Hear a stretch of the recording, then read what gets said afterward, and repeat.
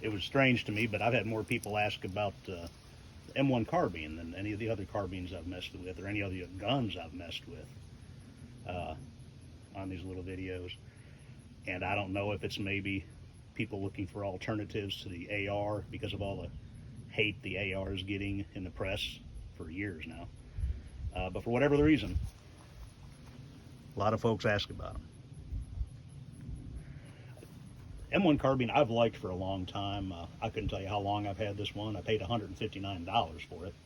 That tells you how long it's been.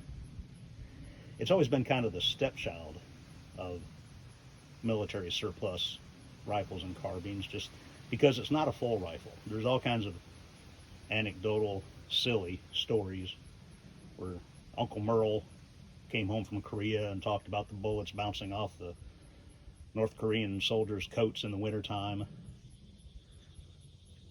And that, again, that's just silliness. It's this gun is more powerful than a .44 Magnum handgun.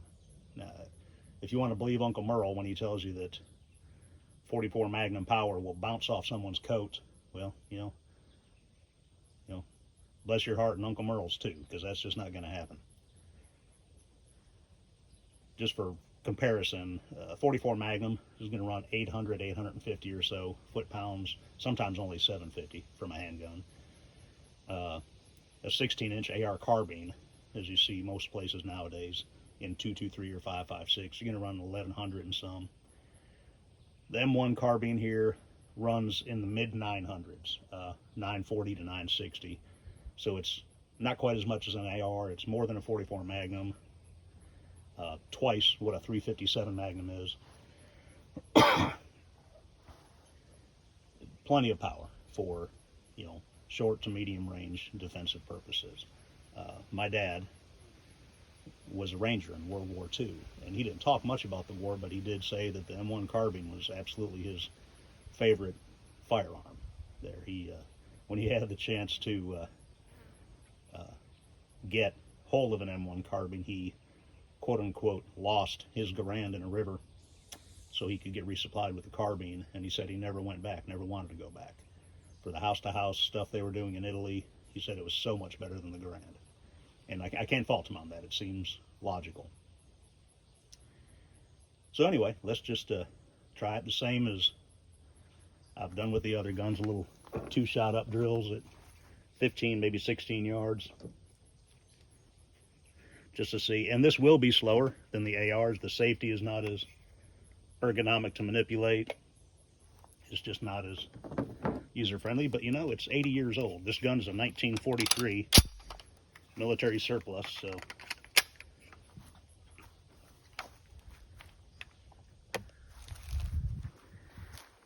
I can't fault it too much for that. Looking for my 15-yard marker here. There we go. Oop, well, that's about crooked. That's one thing about this part of Arkansas. The ground goes up and down about as much as it goes left and right. So let's try that.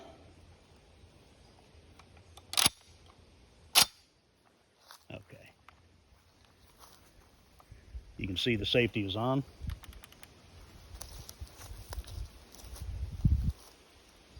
Let's see what we can get.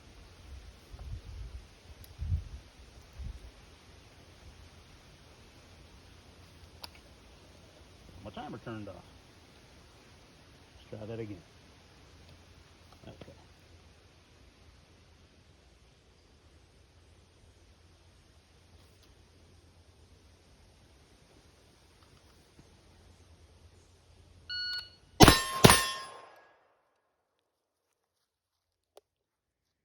That's my fault for talking so long. The timer turned itself off while I was babbling. 1.15 total. 0.74 for the first shot, 0.41 for the second. That's pretty slow for the second shot. But this is a really small gun. It's probably smaller than a 1022. It's just not a good fit for me. I got monkey arms. So let's try that again. Again, you can see the safety is on. one more time here.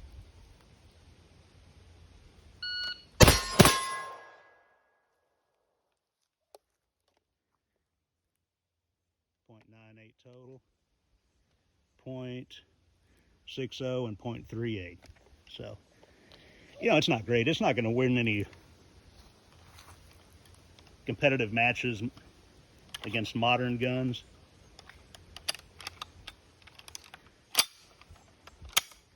But for a gun that's been around 80 years and was designed more than 80 years ago, that is plenty respectable.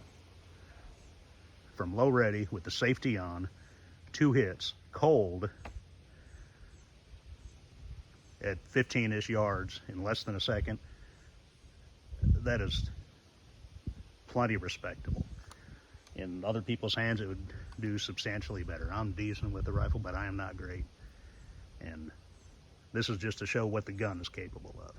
And it's capable of anything a person is likely to need for personal defensive use.